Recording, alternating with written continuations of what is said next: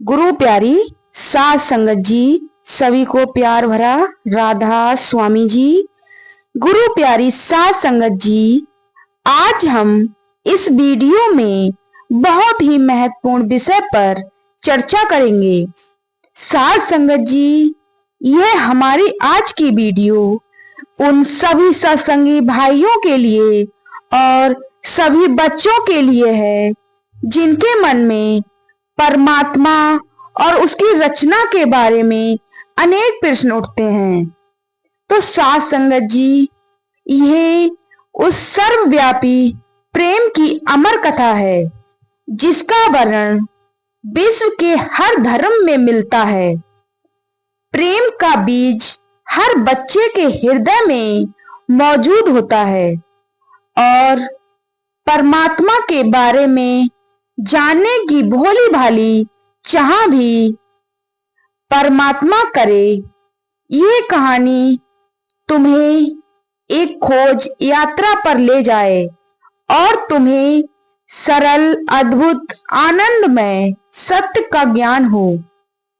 परमात्मा करे इन पन्नों से हर जाति और हर धर्म के हर सत्संगी, हर बच्चे को प्रेरणा मिले, उसे बोध हो हमारे मूल स्रोत का, जीवन की लंबी यात्रा का और सबके निज घर पहुंच सकने की आश्चर्यजनक संभावना का। तो साध संगत जी, वीडियो में लास्ट तक बने रहिए। साध संगत जी, बहुत समय पहले, बिल्कुल शुरू में, समय के आरंभ से भी पहले केवल परमात्मा था। परमात्मा के सिवाय और कुछ नहीं था। तब न आकाश थे, न ग्रह ही था, न सूर्य था और न चांद सितारे थे, न मनुष्य थे, न पशु, न पक्षी, न पेड़, कुछ भी नहीं था सिवाय परमात्मा के। तो साध संगत जी, परमात्मा प्रेम का अलौकिक प्रकाशमय सागर था। उस विशाल सागर में प्रकाश की लाखों करोड़ों बूंदें थीं जो गहरी नींद सो रही थीं। क्योंकि वे सो रही थीं, उन्हें इस बात का अनुमान ही नहीं था। उन्हें इस बात का अनुमान ही नहीं था कि परमात्मा कितना आकर्षक और प्रकाशवान है। हर एक बूंद प्रकाश के अथाह सागर परमात्मा का एक छोटा सा अंश थी। प्रकाश की हर नन्ही बूंद आत्मा कहलाई। तुम भी उन्हीं नन्ही बूंदों में से एक हो। अचानक परमात्मा के अंदर सृष्टि रचना करने की मौज उठी। उसने अपने में से शब्द और प्रकाश की एक जगमगाती अद्भुत लहर प्रकट की और उससे संपूर्ण सृष्टि की रचना कर दी। परमात्मा ने बनाए आकाश, ग्रह, सूर्य, चांद और सितारे, पर्वत, वादियां और रेगिस्तान, समुद्र, झीलें और नदियां, नाले। अत्यंत भव्य और सुंदर बनी ये सृष्टि, परंतु इसका आनंद लेने के लिए इसमें कोई प्राणी नहीं था। इसलिए परमात्मा ने एक नाटक रचने का फैसला किया।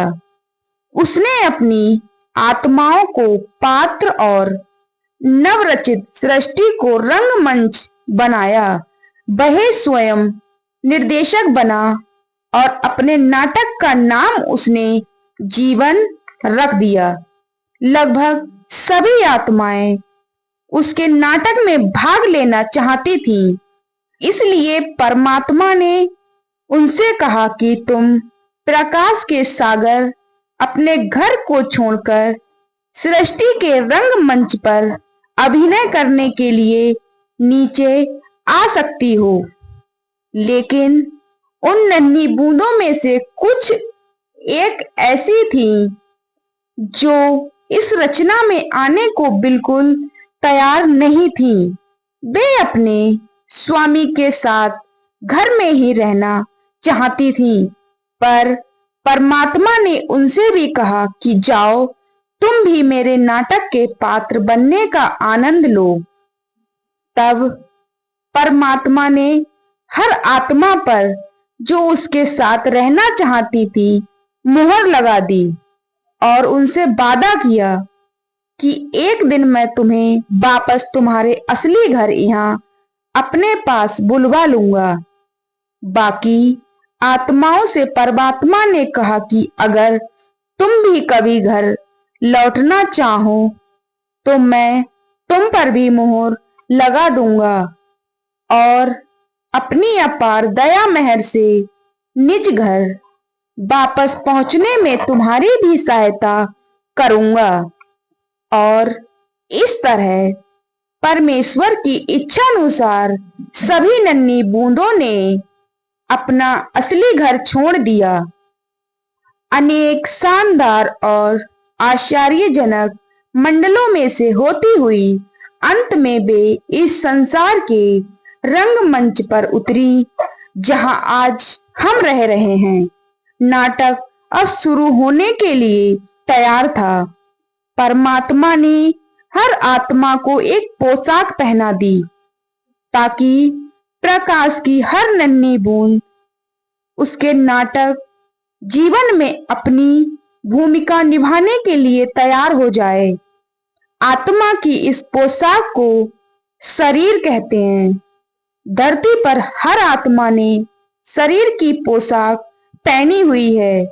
आत्मा जितने समय के लिए एक शरीर धारण करती है और जीवन के नाटक में निर्धारित भूमिका निभाती है, उसे एक जन्म कहा जाता है। कुछ आत्माओं को पेड़ पौधों के शरीर दिए गए, कुछ को कीड़े मकोड़ों, सांप, बिच्छू आदि के, कुछ आत्माओं को परमेश्वर ने मछलियों और पक्षियों के शरीर दिए और कुछ को पशुओं के शरीर दिए। कुछ आत्माओं को उसने दी सबसे अद्भुत दात, मनुष्य शरीर। शरीरों की पोशाक पहने हुए आत्माएं भिन्न भिन्न दिखाई देती हैं, पर अलग अलग शरीरों में छिपी वे सब प्रकाश और प्रेम की एक नन्ही सी बूंदें हैं। जब एक ही परिवार के सदस्य हैं, क्योंकि एक कुल मालिक परमात्मा ही हम सबका पिता है। हमें हर प्राणी के साथ दया, नम्रता और प्रेम का व्यवहार करना चाहिए, क्योंकि हर प्राणी के अंदर आत्मा का वास है। संसार में जो भी जीव हमें दिखाई देते हैं, उन्हें 5 श्रेणियों में बांटा जा सकता है। अगर उन्हें एक सीढ़ी पर देखें तो वे इस प्रकार दिखाई देंगे। हम मनुष्य सीढ़ी के सबसे ऊपरी डंडे पर हैं, क्योंकि हम समझ सकते हैं कि हम आत्माएं हैं, प्रकाश के महासागर की बूंदें हैं, केवल नाटक के पात्र नहीं हैं। मनुष्य के सीढ़ी पे सबसे ऊपर होने में एक और भी अद्भुत रहस्य है, जिसका तुम्हें जल्दी ही पता चल जाएगा। पशु सीढ़ी के चौथे डंडे पर हैं। वे मनुष्यों से नीचे हैं, क्योंकि वे ये नहीं समझ सकते कि वे आत्माएं हैं। पक्षी तीसरे डंडे पर हैं। वे उड़ तो सकते हैं, पर बुद्धि उनमें पशुओं से भी कम है। मछलियां, सांप, बिच्छू, कीड़े मकोड़े आदि दूसरे डंडे पर हैं। उनमें पक्षियों से भी कम बुद्धि है। पेड़ पौधे सबसे नीचे डंडे पर हैं। वे सबसे निचले दर्जे के जीव हैं। वे ना तो सोच सकते हैं और ना अपनी जगह से हिल सकते हैं।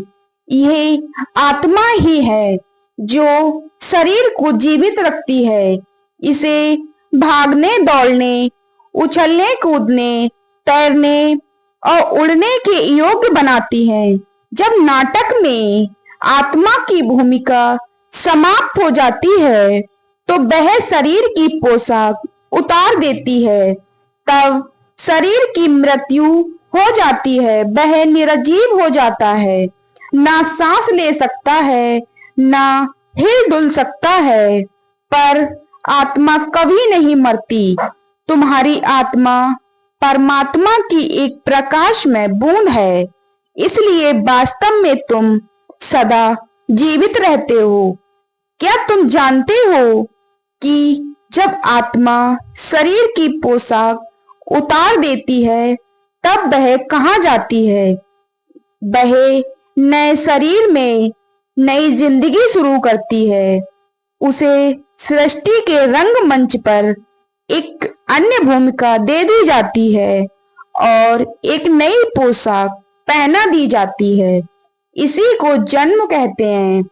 आत्मा किसी भी प्राणी के रूप में जन्म ले सकती है। हो सकता है कि एक जन्म में तुम सेब के वृक्ष की भूमिका निभाओ और दूसरे जन्म में बाघ या मछली की पोशाक पहनो। यह भी हो सकता है कि तुम एक हिंदुस्तानी लड़के या लड़की अमेरिकन लड़की की भूमिका निभाओ।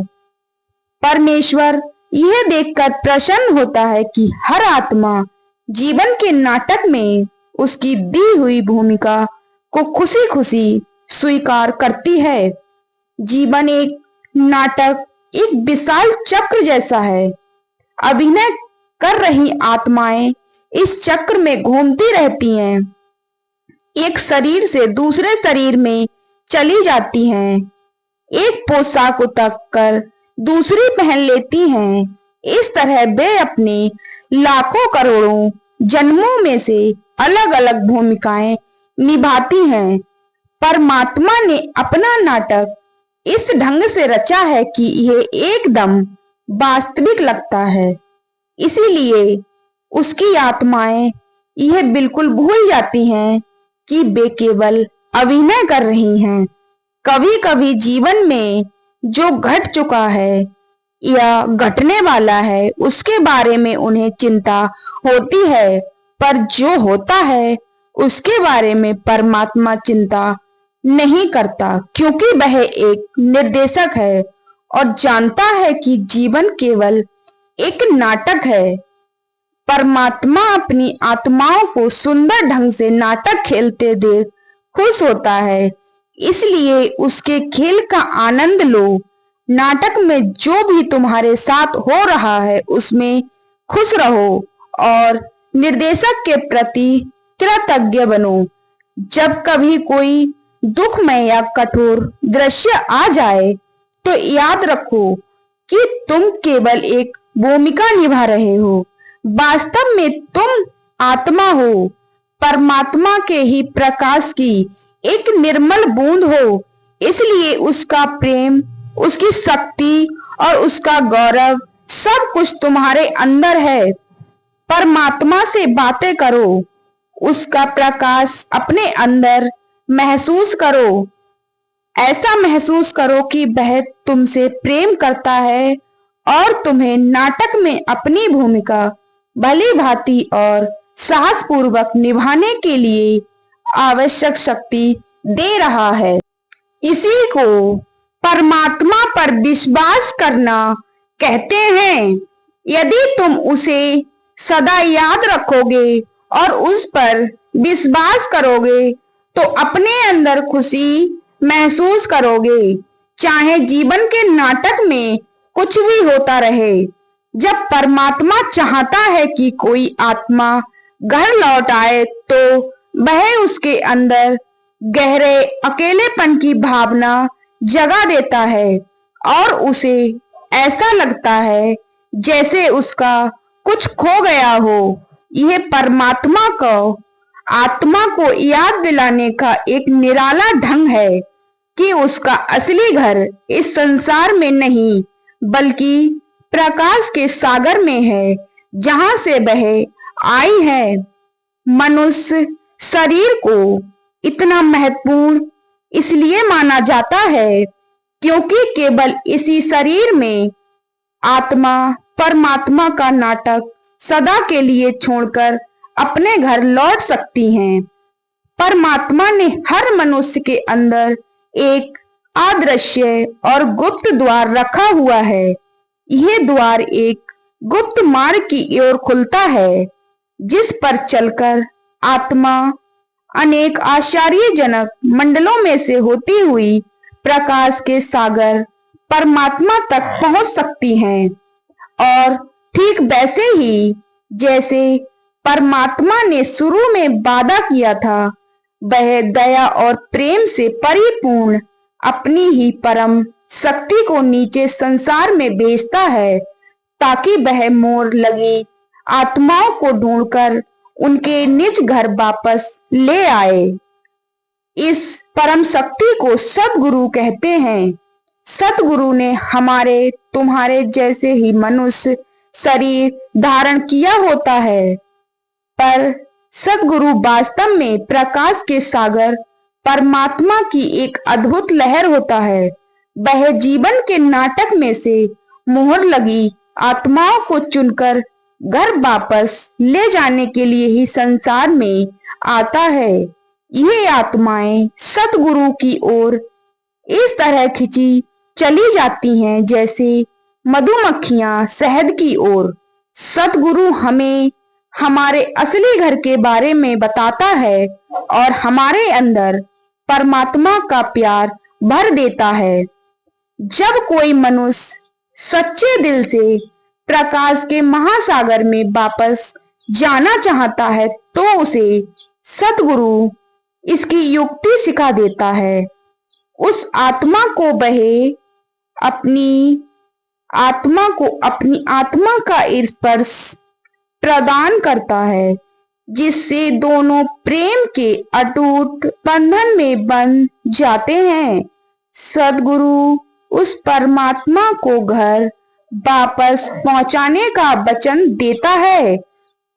सद्गुरु उस मनुष्य को सिखाता है कि कैसे आंखें बंद करके शांत और स्थिर बैठकर प्रेम पूर्वक परमात्मा को याद करना है। ऐसा करने से वह कुछ समय के लिए जीवन के नाटक में अपनी भूमिका के बारे में सब कुछ भूल जाता है। उसका मन इतना शांत और स्थिर हो जाता है कि उसे अपने अंदर परमात्मा के घर से आ रहे शब्द की लहरों का अद्भुत संगीत सुनाई देने लगता है और उस शब्द धारा का चमचमाता प्रकाश दिखाई देने लगता है, जो महासागर परमात्मा ही वापस जा समाता है। एक दिन गुप्त द्वार खुल जाता है और उसके पीछे छिपा हुआ रास्ता दिखाई देने लगता है। हर्ष से पुलकित आत्मा दहलीज को लांघकर एक नए आश्चर्यजनक जगत के सितारों से जगमगाते आकाश में प्रवेश करती हैं। हर रोज शब्द और प्रकाश की संगीतमयी उज्जवल धारा के साथ आत्मा उस गुप्त मार्ग पर आगे ही आगे बढ़ती चली जाती है और फिर प्रकाश के जगमगाते इस मंडल में एक विचित्र घटना घटती है। आत्मा को आनंद विभोर कर देने वाला एक दिव्य दृश्य दिखाई देता है। सतगुरु का अद्भुत नूरी स्वरूप केवल सत्य और प्रकाश की धारा का बना स्वरूप। खुशी से नाचती हुई आत्मा उसमें समाकर सतगुरु के प्रेम के प्रबल प्रभा में बहती हुई अपने घर की ओर खिंची चली जाती है। यह गुप्त मार्ग सतगुरु और आत्मा को अनेक सुंदर अनूठे अलौकिक मंडलों में ले जाता है और अंत में आखिरी मोड़ मुड़ते ही वे क्या देखते हैं? बहुत दूर उनका स्वागत कर रही घर के प्रकाश की उज्जवल किरणें। परमात्मा से मिलने के लिए आतुर और प्रेम में डूबी हुई आत्मा तेजी से आगे बढ़ती जाती है, जब तक कि वह परमात्मा के द्वार पे नहीं पहुंच जाती। और फिर प्रकाश की कौंध में द्वार खुलता है। सतगुरु आत्मा को, उस नन्ही बूंद को पुनः प्रकाश के महासागर में विलीन कर देता है और परमपिता परमात्मा में समाई आत्मा सदा के लिए सुख, शांति और आनंद में रहने लगती हैं। तो साध संगत जी, आपको ये आत्मा का परमात्मा से मिलन किस प्रकार होना चाहिए, सुनकर कैसा लगा कमेंट में जरूर बताएं। और अगर चैनल पर नए हैं तो चैनल को सब्सक्राइब करें। और अब मिलते हैं ऐसी ही अगली वीडियो में। तो सभी को प्यार भरा राधा स्वामी जी।